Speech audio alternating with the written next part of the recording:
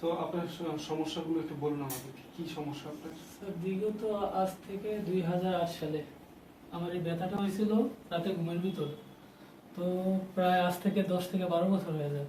তো আমি বাংলাদেশে অনেক ডাক্তার দেখাইছি, এক্স রে করছি, এমআরআই করছি, কিছু থেকে কাজ হয় নাই। এই ব্যথা থেকে যায়। তারপর আমি 2013 সালে সিঙ্গাপুরে চলে যাই। ওইখানে যাওয়ার পর ওইখানে 1 বছর পর ডাক্তার দেখানোর পর ওইখানে আপনার এই অ্যাঙ্কালোজিং স্পন্ডাইলিটিস ধরা পড়ে।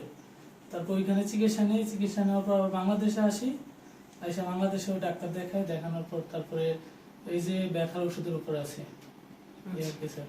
এখন মূলত সমস্যা কি হচ্ছে আপনার? এখন মূলত স্যার আমার ফুল বডি লড়াচড়া করতে খুবই সমস্যা হয়, উঠতে বসতে, হ্যাঁ, মুইতে বসতে পারি না ঠিক মতন, রাত্রে ঘুমাইতেও সমস্যা হয়।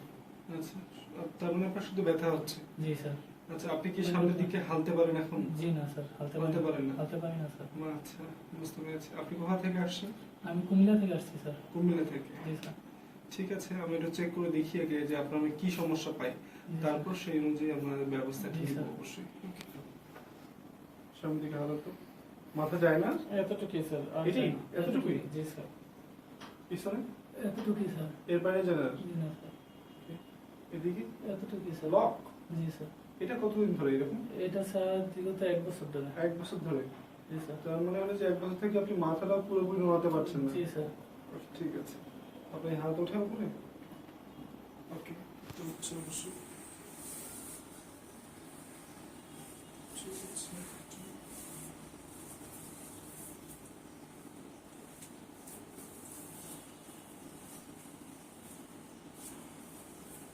হাত দুটো ঠিক আছে, তাই তো? জি স্যার, ঠিক আছে, কিন্তু এই শোল্ডারে এদিক দিয়ে ব্যথা করে।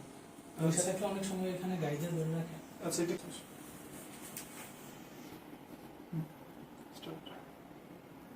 এই মাসেল গুলো আপনার অনেক স্টিফ হয়ে গেছে, একদম টাইট হয়ে গেছে।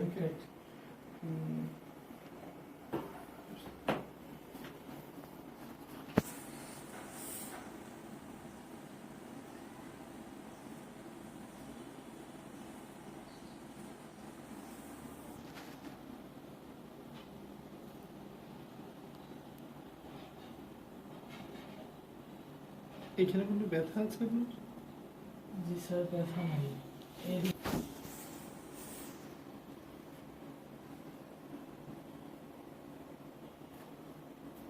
Oh my God. অনেক মাসেল স্টিফ এই ব্যাপারগুলো, তো ব্যথা বেশি হচ্ছে, তাই তো? জি স্যার। ঠিক আছে, সামনের দিকে একটু হালুন তো আপনি। এর বেশি পারেন না? জি না স্যার। উঠে দাঁড়ান, পিছনের দিকে হালুন। আর পারেন না? জি না স্যার। পা সোজা করে বসুন তো, পায়ে পা লাগা টাচ করার চেষ্টা করুন তো।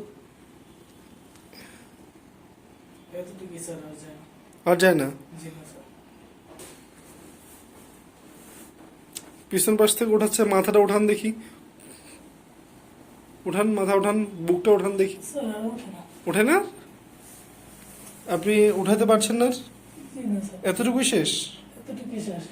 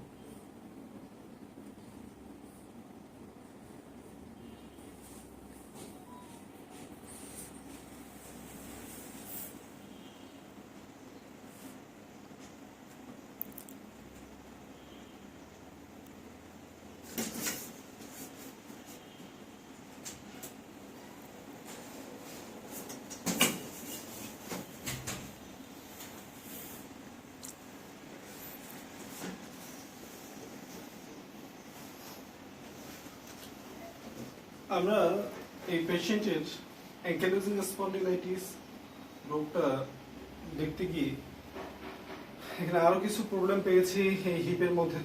তার মধ্যে এখানে একটা এভিন নামে একটা প্রবলেম আছে। তার এই ফিমারের লেফট সাইডের যে বলটা আছে আর কি, হেড, এখানে ব্লাড সার্কুলেশন কম হচ্ছে, এখানে দেখা যাচ্ছে আর কি। এই রোগটাকে বলে এভিএন, এভাস্কুলার নেক্রোসিস।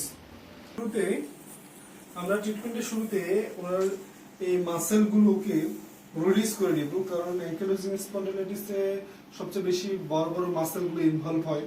তো এনার মাসেলগুলো খুবই স্টিফ হয়েছে। তো কায়োপ্র্যাকটিক অ্যাডজাস্টমেন্টের শুরুতেই আমরা প্রথমে তার মাসেলগুলো রিলিজ করব। এখানে আমরা অনেক ধরনের টেকনিক অ্যাপ্লাই করব। তার মধ্যে একটা cupping assisted soft tissue mobilisation করব। এছাড়াও আমাদের কিছু পার্সোনাল কিছু টেকনিক আছে, সেই টেকনিকগুলো অ্যাপ্লাই করে আমরা তার এই মাসেলগুলোকে রিলিজ করে নেব।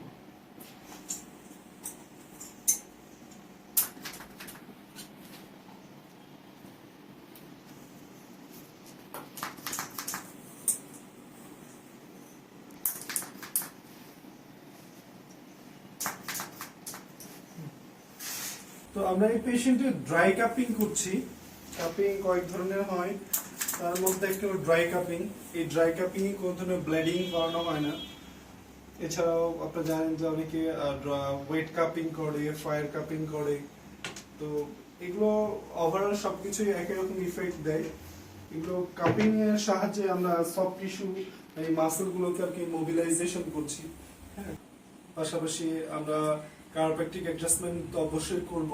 কারণ কায়োপ্র্যাকটিক অ্যাডজাস্টমেন্ট ছাড়া এই পেশেন্টের কখনোই মোবিলিটি ফিরে আসবে না। আপনারা জানেন হয়তো যে যারা অ্যাঙ্কাইলোজিং স্পন্ডিলাইটিসে ভুগছেন তারা তাদের মোবিলিটি চলে যায়, তারা মুভমেন্ট করতে পারে না কোনো কিছুই। এটা যেন খুবই প্রয়োজন তাদের মাসেলের চিকিৎসা করানো, পাশাপাশি কায়োপ্র্যাকটিক অ্যাডজাস্টমেন্টের মাধ্যমে তার যে অ্যালাইনমেন্টাল ব্যাপারগুলো থাকে, পজিশনাল ফল্টের ব্যাপারগুলো থাকে, সেগুলোকে কারেক্ট করা। আর আপনাদের সুবিধার্থে একটু জানিয়ে রাখি, যারা অ্যাঙ্কাইলোজিং স্পন্ডিলাইটিসে ভুগছেন, কায়োপ্র্যাকটিক চিকিৎসা তাদের জন্য খুবই গুরুত্বপূর্ণ বা ভালো একটা ভূমিকা রাখে ভালো থাকার জন্য।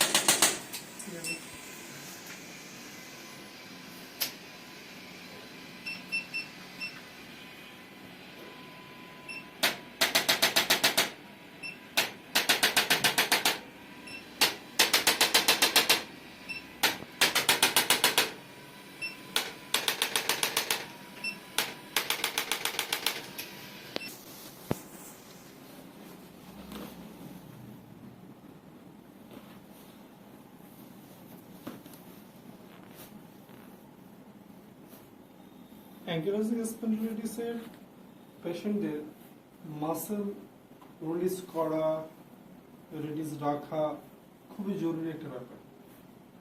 এই জন্য স্পেসিফিক ভাবে নির্ধারিত মাসেল ঠিক সময়ে ঠিকভাবে রিলিজ করাটা অনেক গুরুত্বপূর্ণ।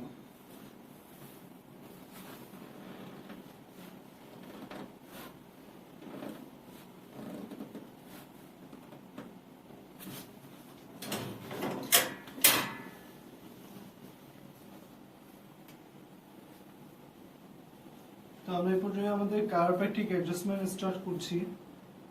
তো আমরা শুরু করছি তো নেক সার্ভাইকাল স্পাইন থেকে আর কি স্টার্ট করছি। যদি একটু টাফ এই ধরনের পেশেন্টদের কাজ করাটা। লম্বা শ্বাস নিন, ছেড়ে দিন।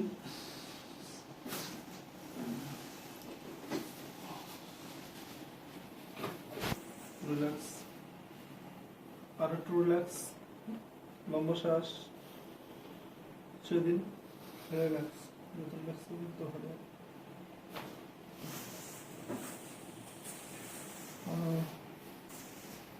কোনো কষ্ট হচ্ছে? জি না, কষ্ট হচ্ছে না কোনো। ঠিক আছে, এটাতে যতটা সম্ভব যাতে কষ্ট না পান সেভাবে আমি করে দেবো। ওকে, এরপরে আপনাদের মাথাটা বসিয়ে দিন, লম্বা শ্বাস ছেড়ে।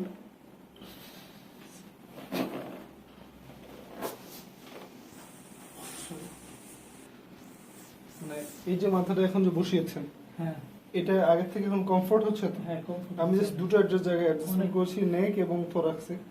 এখন কি রিল্যাক্সে বসাতে পারছেন না মাথাটা? রিল্যাক্সে বসা। কারণ আপনাদের এই অ্যাঙ্কেল স্পন্ডিলাইটিসের রোগীটা কিন্তু সচরাচর হলো যে হ্যাঁ, মাস দিতে হইতো মাঝে মধ্যে। দুটো রেস্ট দেওয়া। হ্যাঁ হ্যাঁ এখন তো রিল্যাক্স আছে তাই না? হ্যাঁ, এখন রিল্যাক্স আছি, অনেকটা রিল্যাক্স। ফাইন, ঠিক আছে। আপনি একটু আমাদের দিকে একটু বসুন, আর একটু বসুন।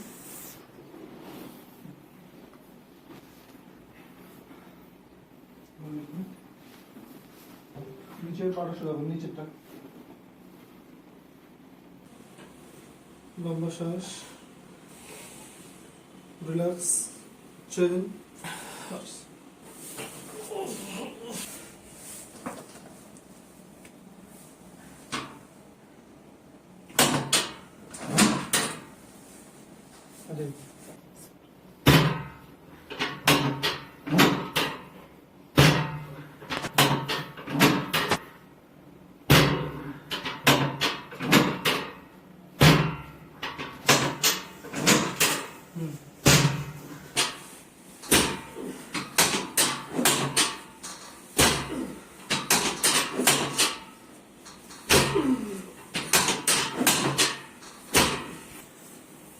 আমরা যখন এই পেশেন্টের ডায়াবেটিক অ্যাডজাস্টমেন্ট শুরু করেছি, তো তখন তো আমরা চেক করছিলাম, তখন তার এই পাটা এতটুকু পর্যন্ত সর্বোচ্চ উঠতো। উঠান দেখি এখন একটু প্লিজ। ওকে, অপোজিটটা এখন আগের থেকে অনেক বেশি উঠতেছে। জি স্যার। আপনি সামনের দিকটা উঠান দেখি, বডিটার হাত দুটো সামনে নিয়ে উঠান।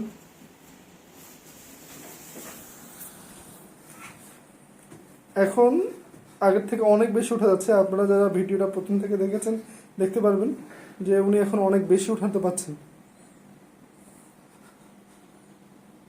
ঠিক আছে, আবার হালুন সামনের দিকে। এখন তো আপনি মাটি ছুঁতে পারছেন প্রায়। হ্যাঁ স্যার, এখন এদিকে সামান্য আছে, টাইট টাইট। টাইট আছে। হ্যাঁ, এদিকে সামান্য টাইট আছে। ঠিক আছে, আশা করছি আমরা তো আরো 2-3টা সেশন করবো আপনার সাথে। জি স্যার। ততক্ষণে হয়তো আপনি আরো অনেক ভালো হয়ে যাবেন আশা করছি আল্লাহর কাছে। আর আপনি নিয়মিত ওষুধ আমি কিছু লিখে দিয়েছি, যেগুলো আপনাকে অন্য ডক্টর দিয়েছিল, বা আপনি ফরেনে যখন ছিলেন তারা আপনাকে যে ওষুধগুলো দিয়েছিল আমি সেগুলোকে কপি করে দিয়েছি এখানে, জি স্যার। যেটা দরকার আপনার। হ্যাঁ, কারণ অ্যাঙ্কাইলোজিং স্পন্ডিলাইটিসের জন্য যে ওষুধটা, এটা বন্ধ করার কোনো সুযোগ নেই, এটা আপনাকে জি স্যার। পেয়ে যেতেই হবে এটা। জি ঠিক স্যার। আছে কি? আর হলো কি, আপনাকে আমি যে আমরা দু একটা এক্সারসাইজ শিখিয়ে দিব, সেই এক্সারসাইজগুলো আপনাকে করতে হবে সবসময়, জি যাতে স্যার। হলো যে কারোপ্র্যাকটিকের পরেও আপনার মোবিলিটিটা যাতে ঠিক থাকে, সবসময় নষ্ট না হয় এটা। জি স্যার। আর আপনি দীর্ঘ সময় না কর্মহীন থাকবেন না, কাজহীন থাকবেন না, কিছু না কিছু করবেন, অ্যাক্টিভ থাকতে হবে। জি স্যার। এই অ্যাঙ্কাইলোজিং স্পন্ডিলাইটিসে যখন মানুষ স্যার, অ্যাক্টিভিটি, বিগত আমি সিঙ্গাপুরে ছিলাম যখন, তখন আমার করোনা পজিটিভ হয়েছিল। করোনা আচ্ছা। পজিটিভ হওয়াতে হসপিটালে 45 দিন বেড রেস্ট ছিলাম। তারপর এমনি টোটাল প্রায় 3-4 মাস বেড রেস্টে ছিলাম। তারপর থেকে এই শরীর আরো অসুস্থ হয়ে গেছে আর কি। আচ্ছা আচ্ছা। যে তার জন্য এখন মোটামুটি যে তার জন্য সিঙ্গাপুর থেকে চলে আসা। তো মূলত কথা হলো কি, আপনি দীর্ঘ সময় কাজ না করে বেড থাকবেন না। রেস্টে ছিলাম, তার জন্য এই শরীরে বুঝতে পারছি। তো আমার পরামর্শটা হলো কি, আপনি দীর্ঘ সময় কাজ না করে থাকবেন না, অবশ্যই কোনো না কোনো কাজ করবেন। আর সুযোগ থাকলেই, সুযোগ পেলেই আপনি সাঁতার কাটবেন, কারণ এই অ্যাঙ্কাইলোজিং স্পন্ডিলাইটিস এই রোগের সাঁতারটা খুবই উপকারী জিনিস আর কি। এটি। আর আপনাকে আমি জানিয়েছি এর আগেও যে আপনার যে এভিএন এর ব্যাপারটা, আপনার যে ব্লাড সার্কুলেশন যে হচ্ছে না আপনার ফিমারে, এই ব্লাড সার্কুলেশনটা তো আসলে নিয়ে আসাটা কারোর পক্ষে সম্ভব নয়, এটাকে অনেক সময় হিট রিপ্লেস করতে হয়। তো এটার জন্য আপনি একটু এটার দিকে মনোযোগ দিবেন, যে আপনি অর্থোপেডিক্স এর ডক্টরদের সাথে কথা বলতে পারেন এই ব্যাপারগুলো নিয়ে। এখন হয়তো না বললেও চলবে, আপনার গ্রেড 1-এ আছে, কারণ এটা সার্জারি লাগলেও এখনই সার্জারি লাগবে না, সার্জারি অনেক পরে লাগবে। ঠিক আছে কি? তো ঠিক আছে, ওকে, থ্যাংক ইউ। Okay sir.